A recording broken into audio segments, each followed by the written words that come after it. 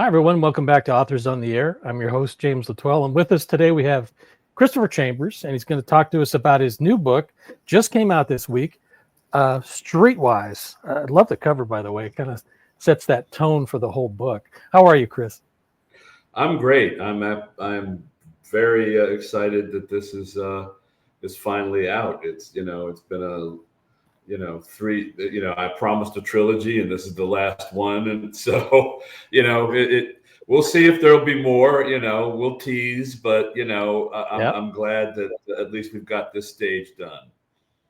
Yeah, I mean, you've kept your promise on that, so I think it's great. Now, when I think Scavenger was the first in the series, right? Right. And when that came out, Publishers Weekly kind of blew up with it, like this is the newest hardcore noir of the 21st century, and you were compared to some really big names like Chandler and Kane and that kind of thing, and that's kind of a heady experience to be bandied around in that crowd, isn't it?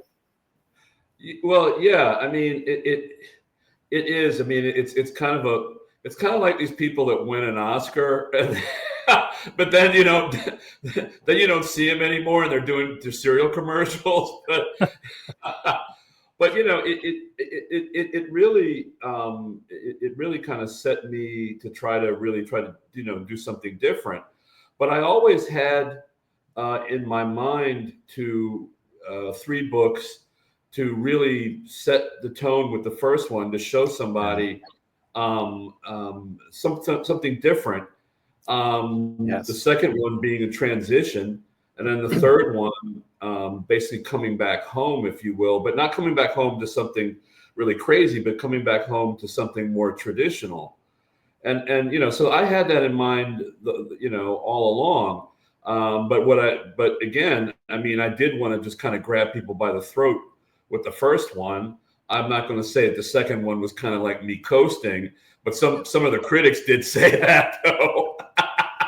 but that's the trajectory. I mean, you really hit people in the head with the first one. You use the second one as a bridge, and then the third one you kind of use as the capstone. And I had that in mind all along. Yeah, well, I think you nailed that. And in StreetWhys, I don't get the sense that there's any letting up with this. I mean, Dickie Cornish is up against some big influences here, and maybe that's where we tell people a little bit about Dickie and what he's facing in StreetWhys.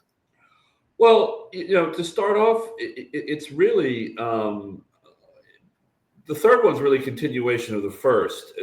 You have a person who began in the first one as a homeless addict, basically, and given a chance to get off the street by some very unsavory people. So he basically owes his existence and his new life, if you want to say a renewed life, because for a lot of people out there, homelessness and addiction is an ellipsis. You had a normal life, and then you don't, and it never ends, or you get straight, you get rehab, and you start again. So with him, it's kind of an ellipsis or a restart, but it's due to a lot of unsavory people giving him a life and giving him a task.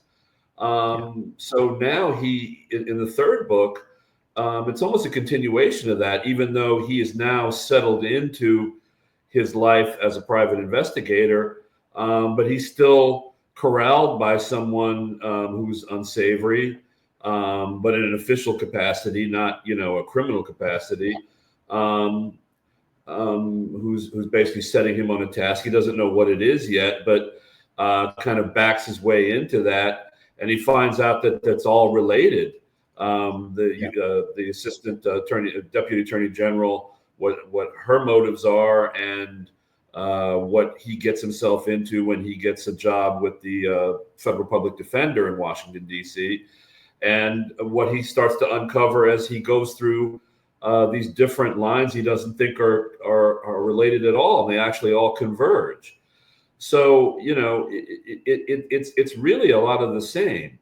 But he is basically someone who is still not really planning his life, but kind of steps into it, but has to really resolve all these forces that are bigger than him, but ultimately ends up not really conquering them, but surviving. And I think that's the main theme of why I love this character.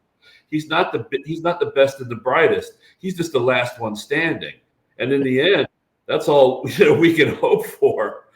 Yeah, I mean that's a really good point. And I didn't think of it in that way as Dickie being coming out as a survivor in this, but you're right. I mean that kind of captures his whole journey, as he's gone through a lot of stuff.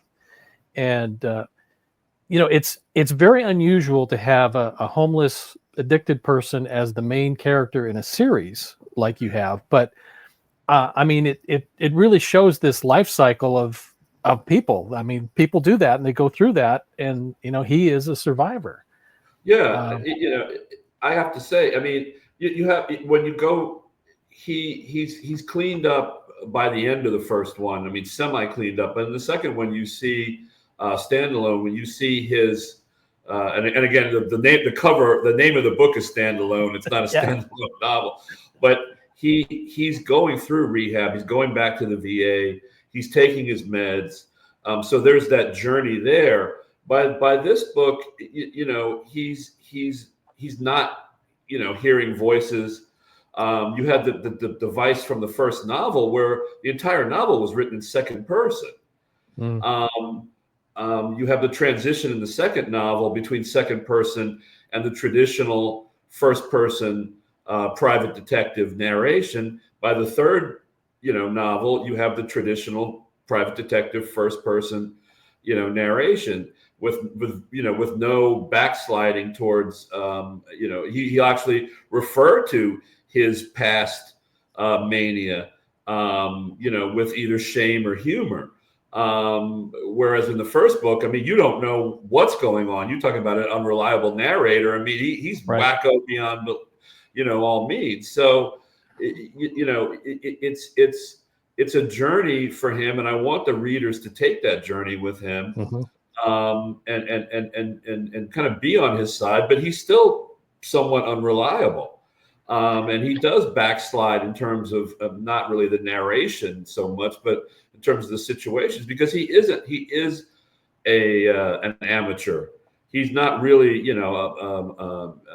a private detective professional, because a lot of his credentials are not really that sound, because he's gotten them.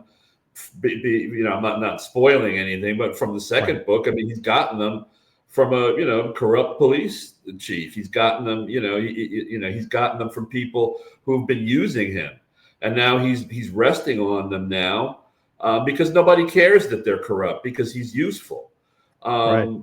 And that's something that, I like to use that's a DC theme, actually. I mean, it doesn't really matter whether you're qualified or you're bona fide or you're vetted, as long as you're of some use to somebody, whatever, and so, it's almost like a common law marriage. I mean, if you're there long enough, the paper's valid. So it's that's what I want people to see. So it's I want to see people to see that kind of growth for him. And you do, you do see that, and there's a great segue here. You mentioned, that DC, scene. I mean, the series is set in Washington, DC, and a lot of people have this very fairy tale image of the city, with cherry blossoms and monuments and that kind of thing. But I think Dickie's world is something that most readers never see. And there's some power in that he's able to take them to a place that, exists in real life, but they're not a part of and haven't seen it. And I think that's a powerful some stuff there. Well, I have to I have to give credit where credit is due to my, he hates when I say this, but my mentor, George Pelcanos. People ask me, well, who's your idol? Who's your mentor? My idol is Walter Mosley, but my mentor, because a mentor is more of a day to day. That's more of like a teacher is George. Right.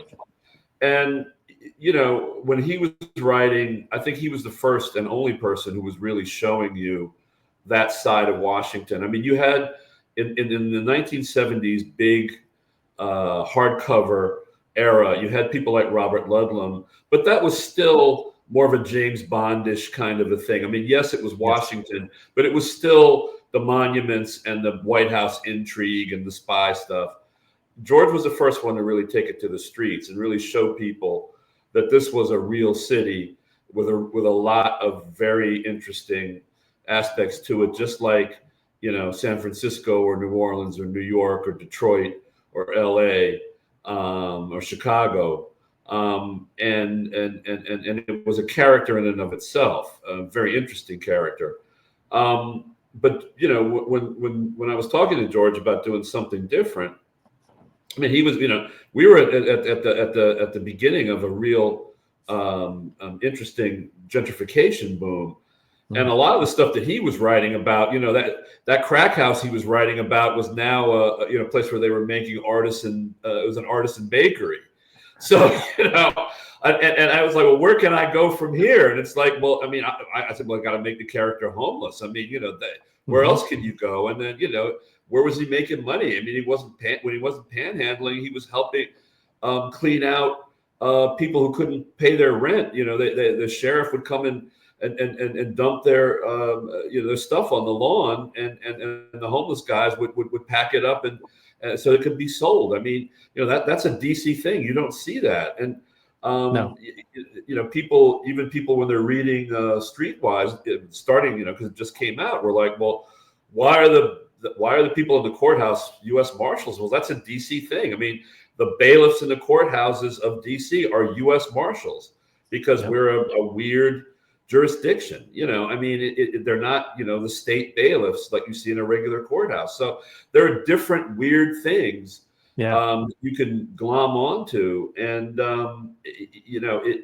and you can create that world, that displacement for people who aren't used to it, and it can take them on a real wild ride. And I can tell you, even people who are from here, they don't just say, "Wow, I didn't realize that neighborhood was like that." It's like, I didn't realize that house was like that over there. Because when I do research, I just tell them, look, all I have to do is walk down the street, because I can talk to the homeless guy down there who's kind of halfway high on fentanyl. I can talk to a woman who's sitting there on her stoop, who sees a lot of stuff there. There might be some guys who are kind of not all that safe to really talk to on any given day, who may or may not talk to me, and I can kind of get the scoop from them. I mean, it's a cop and a firefighter. I mean, it depends, but I can get little snippets enough to at least bridge a reality gap there, and then let the reader fill in the rest. And I think you've done that in a really cool way. I mean, having visited the DC jail, that city is like it. You're right. It's like nothing else. I mean, it's got the one block to the next, and you're in a different world. But you've brought that to the page in a way that brings readers into that world, and it's very authentic and believable. So you've captured that really, really well. I try, but the thing is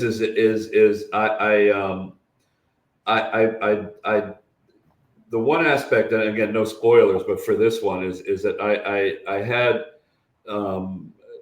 as a labor of love, or I don't know, maybe love or self-hate or self-exploration. I have my first novel ever, was a hardcover for Random House, and my that character is in, I have rights to her, and she is actually in this book. I mean, she's one of the antagonists, and not really, and she was a protagonist when I started out when I was younger, and yeah. she's the deputy U.S. Attorney General now, and she represents for me a journey of how people become jaded by the city, where she was the bright-eyed protagonist of 20 years ago. Now she's jaded and just bad now. And she was someone from Dickie's past that he went to college with, that always had a crush on him. And now she's almost torturing him, but still has a crush on him. And I wanted to show that kind of reality about where her trajectory goes from this golden person who's naive and can really go and change the world, and then it becomes an awful part of it. And he starts off high and mighty as an athlete, student athlete in school, and then falls below the cracks, but then is raising himself up while her trajectory, morally at least, is going down. And I wanted people to see that kind of a thing, because I wanted people to see that Dickie is, he's human, but there are people around him that are human too, and part of that human struggle is that there are a lot of us that start off with great intentions and become a part of that evil superstructure, whether we want to or not, and then we just deal with we justify it any way we can. He doesn't. When he does something bad, he doesn't try to justify it. He just says, "Look, I did it. I had to do it. I'm not going to justify it. I had to take a shot at some teenagers. I had to beat somebody's head in. I don't like it. I just did it. I'm not going to make excuses for it." And I think that's from his time on the street, where he's not trying to make excuses. He's just, look, I have to do it. It's an indication of survival, and it's neither good or bad. And I think and he's not trying to get any points for that either. Whereas everybody else out there, for one reason or another, is trying to either get points or hide things or wear a mask. And I just want people to see that. And I think that from the first book, at least, I think people wanted to. I wanted people to see the honesty in that, and not again get points for the honesty, but just to see that's what real reality. That's redundant, but real reality is. You're doing something because it's just got to get done, and not for good or bad. It just is, and that is, and that's what life is. Sometimes it just is. Exactly, and doing that, you made him very human. And I appreciated that in the character. Now, you mentioned a couple of minutes ago that Walter Mosley is an icon. What would a scene look like with Easy Rawlins and Dickie? What would that look like? That's an interesting question.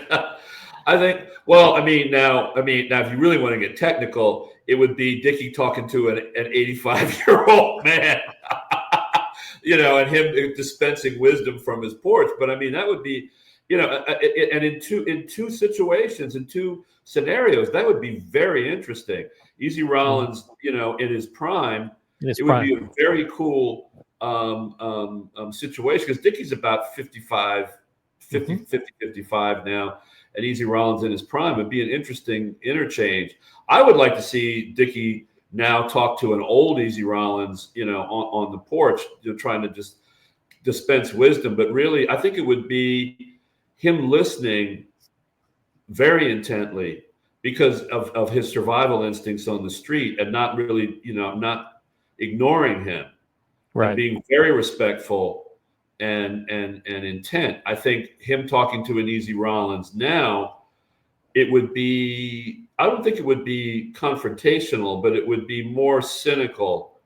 But it would also be somewhat collegial, because again, they're both amateur sleuths. But I think from his point of view, it would be like, all right, I started out on the street, but But at the same time, he would also say, I started out in the street, but I really also started off in college, everything, and then got turned out and then was on the street. So it'd be it would be two very, very cool interchanges. That would be fun to read. Yeah, that would be fun to read. I would definitely read that. Yeah. So we're going to end up with something we call 3 quick hits, and it's just 3 quick questions, put you in Dickie's headspace, and we'll start off. What's his favorite cocktail? What does Dickie like to drink? Well, he's technically on the wagon, so it would be Rock Creek Soda, a local favorite. So he would stay away from the liquor. He got in trouble in this third book, not to be a spoiler, but he drinking a Pabst Tall Boy. So it'd be a Pabst Tall Boy to sneak it, but Rock Creek Soda. Got it. How about his music? What does Dickie listen to? He would like either he's a DC native, so he would like some go-go. He would like Chuck Brown or the Junkyard Band, or he would just like some old R&B. Got it. And then finally, what's Dickie's greatest fear? Oh, that's interesting because he doesn't have one, because everything bad that's happened has already happened. It's already happened. Yeah, he's been through a lot. I appreciate that. I think I want to put it this way: living too long. Okay, that makes perfect sense. Folks, we've been talking with Cristopher Chambers, the author of StreetWhys. Just came out this week, so go ahead and grab a copy, because I'm hoping there's more of Dickie coming our way. So let's plant those seeds now and water them. So I want to see that. Chris, it's been good to talk to you. Thank you so much. All right, you take care.